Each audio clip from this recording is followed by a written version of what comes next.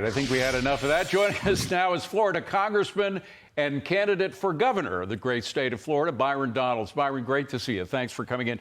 The work that DOGE did, I don't think can be underestimated in any way, shape, or form. It's never been done to this extent before. The actions of the people, they were volunteers, starting at the top with Elon. He risked everything he had to do this, even his own life. I mean, there were a lot of very serious threats to his life. The only thing Congress came up with in terms of accepting the $175 billion of cuts that DOGE came up with, very convincingly, by the way. I know a lot of Democrats who believe that that was waste and fraud that they were targeting. You only got $9.4 billion cut from the $175 billion recommended by DOGE. Isn't that kind of an insult to what these folks did? I think it is. I think the DOGE folks led by Elon Musk have done a phenomenal job. They came in on a mission, and that was to get waste and terrible spending out of the federal government. They gave us plenty of examples. You've already talked about that. I think the key thing now is what's the process going to be like? There's the rescission package you're talking about $9.4 billion. The other side of this is when we go through the appropriations process over the next couple of months on Capitol Hill. So my Republican colleagues and House leadership, we need to be following the lead of DOGE on this. Let's go and look at everything that they've listed. And when we go through annual appropriations, which is going to happen over this summer, let's make sure we don't reauthorize that money going forward. A little bit different from the rescissions package, but we can stop that money from being spent in the future. Yeah, but it's a steaming can of garbage for these Dems to try to claim victory that they're the ones who forced out Elon Musk when his exit was planned from all along. Well, what's got me steaming, and I don't even live in Florida.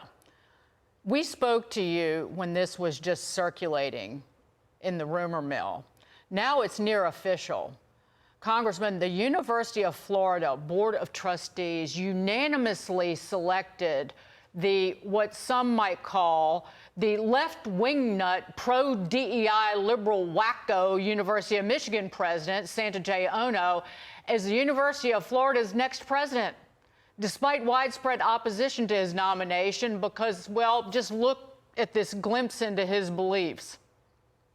In January, we released the results of our DEI 1.0 initiative, which made it clear that while we have made progress, and we have, that we still have much more to do.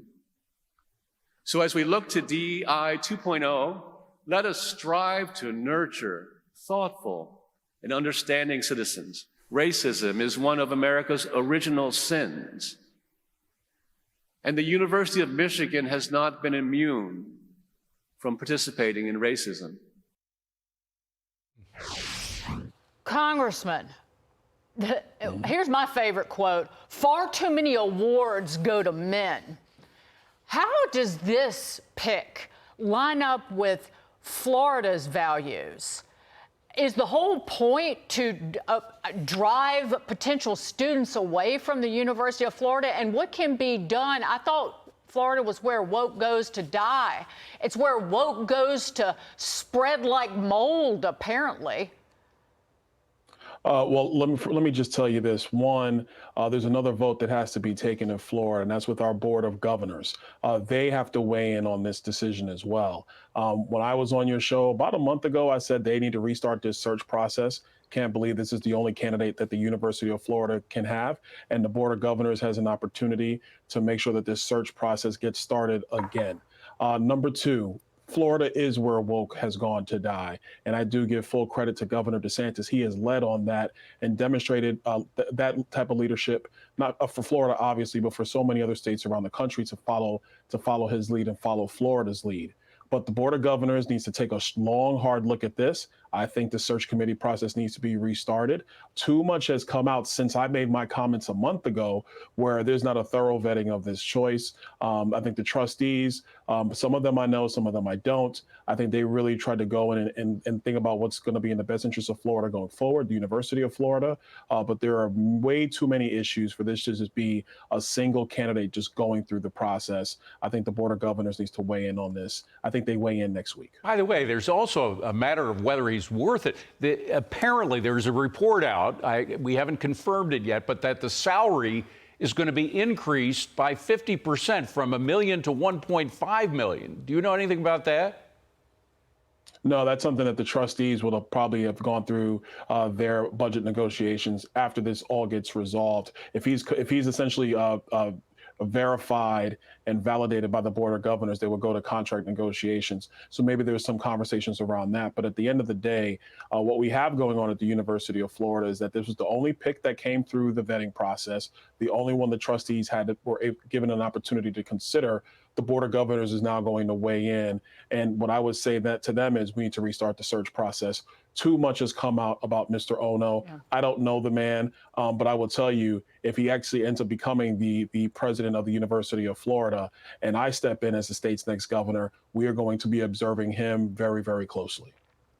Yeah, Ben Sass made $1 million. This guy is getting paid $1.5 million. It's just, whoa.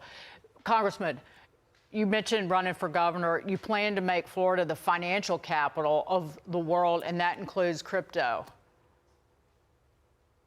Absolutely. Listen, Florida really has become the new land of opportunity, the land of honey for so many people trying to escape Chicago, New York, and California. They've come to Florida. Digital assets community has found a home in South Florida, Miami in particular, but other parts of Florida. And then if you look north in our state, around the Space Coast, Florida, the entire congressional delegation, Governor DeSantis, we're all working together to have the NASA headquarters be moved to Florida so you could actually have a tech hub in Florida as well as a digital assets hub, marry that with high finance. That's why I believe the future of our state is as the financial hub of the world.